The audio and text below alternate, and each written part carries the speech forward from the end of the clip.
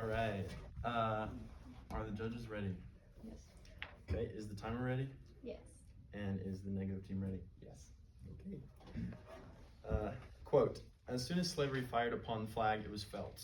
We all felt, even those who did not object to slaves, that slavery must be destroyed. We felt that it was a stain to the Union that men should be bought and sold like cattle. End quote. Ulysses S. Grant.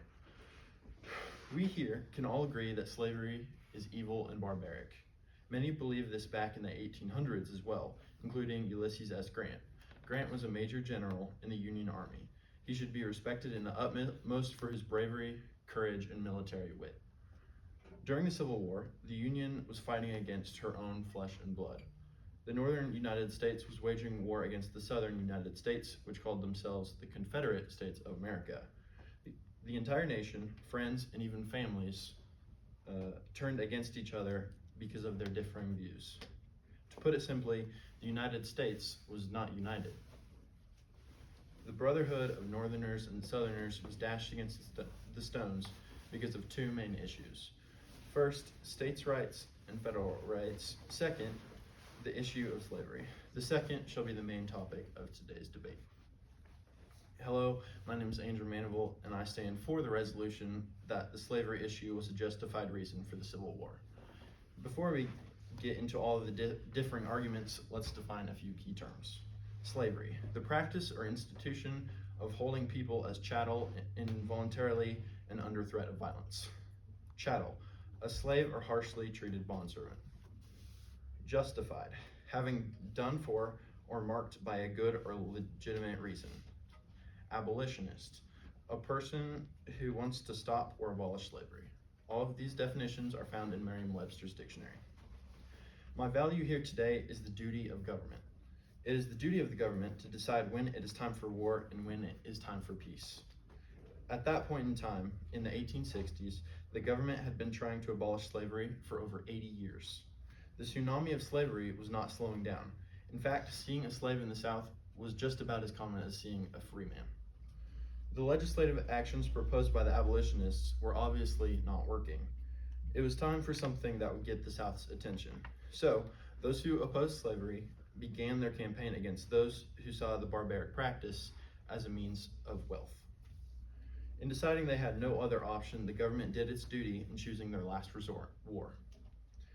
By arguing the issue of slavery was not a justifiable reason for the American Civil War, my opponent will only be fooling himself. The slavery issue was debated for many, many years. Many laws attempted to pass, yet failed. To say they could just abolish slavery through legal actions very quickly would be foolish. The abolitionists had tried for so long. The government was correct in accepting that going to war was the only thing left to do. One of the other seemingly different causes of the Civil War was also about slavery when taking a closer look. At the surface of the issue of federal versus states' rights, it looks as to convey a message that the Civil War 100% would not have happened whether slavery was a massive part as to why the nation fought against itself. This is simply not true. The rights that the states were fighting for were whether they had the authority to own slaves and whether the government had any say in the matter.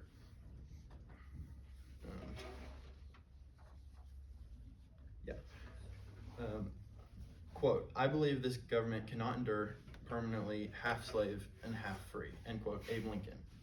Quote, what a cruel thing is war to separate and destroy families and friends and mar the purest joys and happiness God has granted us in this world. To fill our hearts with hatred instead of love for our neighbors and to devastate the fair face of this beautiful world, end quote, Robert E. Lee. Neither of these men wanted war. However, they were willing to fight for what they thought was the right thing to do. They both had a responsibility built into them to know when it was time to actually do something about America's looming problems. The criterion today is one of responsibility. Responsibility to know when war was a necessary hardship. A responsibility to know when to say enough is enough.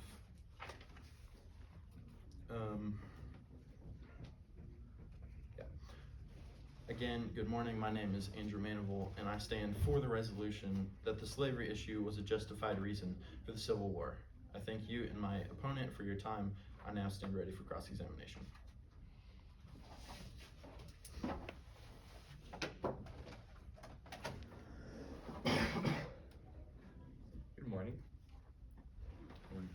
What was your first contention?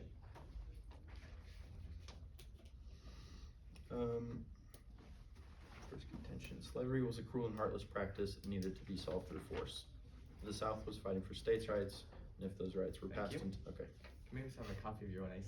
Yes, sir. Copy for James. Thank you.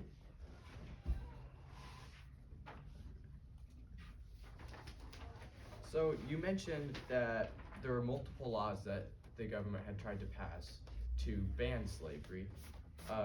When were these laws, when did they try and pass these laws? Since the founding of the country, the abolitionists did not like that slavery was still around in the United States, so they had been trying to stop it for over 80 years. Are you aware that the Constitution, there was already it was already in place within the government to stop the import of slavery? The importation of slavery and slavery itself is two different things. Okay.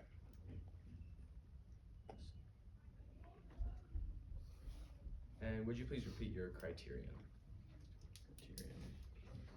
The quotes?